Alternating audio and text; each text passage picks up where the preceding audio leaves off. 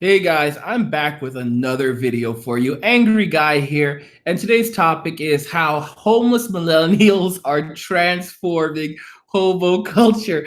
I had to laugh as I was saying that, all right? So this article actually comes from Newsweek, and oh my, oh my, oh my. So on Reddit, he's U Hucksta, an administrator on Vagabond, a subreddit with nearly 10,000 members. Many of them identify as homeless who trade skills and stories. On the road and the rails, he's Huck, and all even after we speak twice by cell phone, he tells me he'd prefer I don't print his real name. People say, well, you choose to become homeless, but that's wrong, he says. Huck says he's been a hobo for upwards of 11 years and started hopping trains and hitching rides at 18. Oh my gosh. I did not choose to become homeless. If you want to say I chose to become homeless and sleep on the streets, really all I have to say is profanity you. You've never experienced it. Guys, I told you it's a rough life. Or maybe you have experienced it thanks to the Great Recession that caused a spike in homelessness, especially for families, with its tidal wave of foreclosures. And if you have, there's a good chance you were probably one of the many homeless with a mobile device, a sight that has become increasingly common. The the ubiquity of cheap phones and even cheap data has prompted even long-time homeless to join the growing rank of people with a cell connection but no house. The day I started on the road, I had a flip phone, an iPod, a TomTom GPS, an Atlas, a laptop, a free Wi-Fi, and free Wi-Fi wasn't easy to find, says a medic who's been a hobo for 4 years and asked me to identify him as Nuke. Guys, a medic, a medic. Oh my gosh. I have a pretty decent amount of training and experience in treating combat trauma. He now lives out of a 91 Ford pickup and says, I have a smartphone, a laptop, and free Wi Fi is everywhere. Oh my gosh.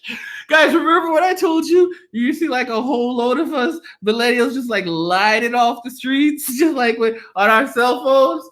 You know, a bunch of us just like homeless everywhere when the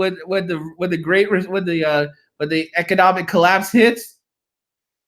The rise of mobile internet has made hobos' life easier, says Nuke says. But when I asked Husk about how he and fellow travelers use their smartphones, I get the sense that even for the digitally connected homeless, life is far from easy. I keep my phone off a lot or in airplane mode, he says, because we can only charge up for a short time, maybe once a day, or sometimes it'll be 2 or 3 days between charges, maybe an hour of charge. For Huck and his fellow internets, smartphone usage is measured in instants. We check Google Maps and then we turn it off, or we make a quick phone call and then we turn it off. That's a pity because a smartphone can be even more useful for a homeless person than it is for those with a regular roof over their heads. Case in point, home smartphones provide on-the-go weather forecasts, convenient for an everyday life, but essential for a homeless one. Guys, this is so horrible.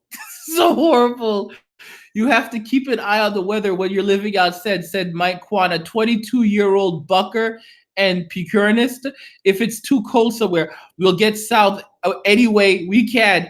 Guys, I already told you, Southern California. Southern California. You think it doesn't get cold in Southern California? Listen to me. California is a desert. Southern California is a desert. Don't let people lie to you. Southern California is a desert. So if those of y'all thinking you're just gonna go move over to California, go down to Southern Cal and do homelessness down there, you're gonna find something real different. Real different. I'm telling y'all, waiting on soup kitchen lines that stretch for a couple of blocks. Oh my gosh. And no one likes to be surprised by rain. Rain isn't nearly as fun when you don't have a dry place to go. Piecemeal job hunting sites like Craigslist are also required browsing if you're trying to make a living with no permanent place to call home. For the past 100 years of this lifestyle in America, we found our jobs by following seasonal schedules and asking around for jobs at farmers markets and farming supply stores. Looking at job ads in newspapers, asking door to door, says Huck, adding that things are done very differently today. I know thousands of hobos, and I don't know a single one that doesn't use Craigslist. It has completely changed how we find work. The uses, oh gosh, guys, the uses don't end there. Quan lists Google Maps, Couchsurfing.org, and Hitch Wiki as indispensable vagabond, indispensables for vagabonds. While Nuke is still in awe of his smartphone's power, I can fit an entire Radio Shack from the 90s and then some in my pocket now. Oh my gosh. Do a Google search for hobo culture and you'll find a lot about decline, the death of the working class internment, at the fall of the Depression era drifter who never stopped drifting, and the end of the heroic hobo celebrated by the likes of National Hobo Convention in Britt, Iowa. Vice recently released a documentary in 2012 called Death of the American Hobo. Those gray beards, Nuke will tell you, are on the way out, but there isn't a dirt of culture left in their wake. Internats under the age of 35, he says, are forming their own kind of hobo society, one that overwhelmingly keeps up with technology at the time. Oh my gosh, guys, this is how millennials millennials are transformed in hobo culture. Where there used to be jungles and hobomania and hobohemias, now the internet is the place present day hobos, many of them millennials, go to connect and build a community. Sites like known sites little known among the safely homed dumpstermap.com, a map of dumpsters right for diving. Oh my gosh. Wi-Fi freespot.com, a list of free Wi-Fi hotspots.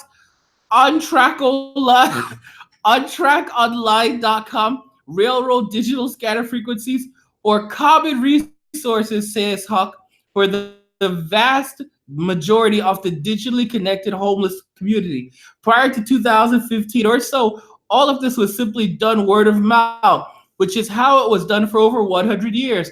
Huck is developing a new hobo code. In terms of the mythology surrounding the homeless, this is a big deal. Read about the romance of hobo culture, and you'll find tons of talk about hobo symbols. A face of the side of the face, a face of the side of barns means the building's safe to sleep in. A cantus on a doctor's door means a doctor will treat homeless. What the hell? But for hobos nowadays, that's all outdated. Huck is part of a project to revamp the code completely and make it more useful for the digitally connected hobo by creating a new set of symbols. Oh my gosh, for things such as Wi-Fi network and free outlets. When I ask if I could publish any of the symbols, the Huck box, when hobo codes become commonly known to regulars, it's a problem. The codes are for us, he says. And if other people see it, they could have clues to our secrets. And the next thing you know, the outlet that was accessible to hobos is now locked up completely gone. Oh my gosh, oh my gosh, oh my gosh, oh my gosh. Guys, this is terrible. This is terrible stuff. This is truly terrible stuff, okay? Wow, wow, wow, wow, wow. Conventional wisdom says the internet and mobile technology keep us in our own little bubbles, isolated and insular. And while perhaps that's true for those with homes, Quan says it's the opposite for hobos. With the internet homeless, traveling in groups makes sense for a bevy of reasons: safety, company, and economics of scale, especially when it comes to digital devices. Lots of us travel in groups and share the expense of one phone, Quan says. Luckily for Quan and his ilk, the ubiquity of the internet is making finding fellow travelers easier than ever. The curious can head to squattheplanet.com and travelershd.org to find vagabonds, forming groups, swapping stories, and arranging meetings. Guys, you remember when I said I was going to make like a course teaching you guys how to do homelessness? What the heck? Guys, this is insane. This is insane stuff. Squatters are enthusiastically embracing the mobile internet as a means of sharing knowledge, often as a way to fight for their place and urban real estate development.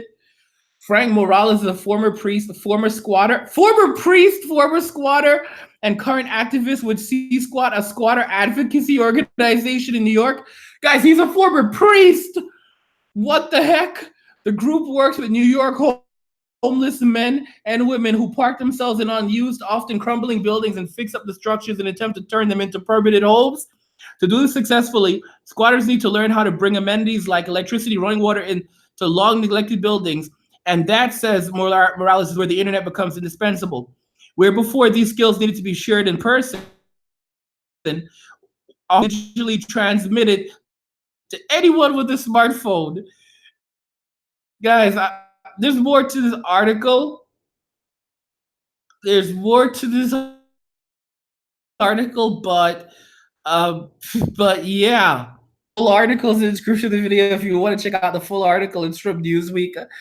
Guys, what do you think about this? The fact that so many people are now homeless, you know? Like homelessness has now become a major thing. Like homeless millennials are transforming hobo culture, but I can't necessarily say that's a good thing.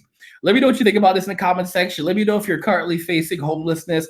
If you're a boomer, I really don't want to know what you think. Love God, get money, and cheers.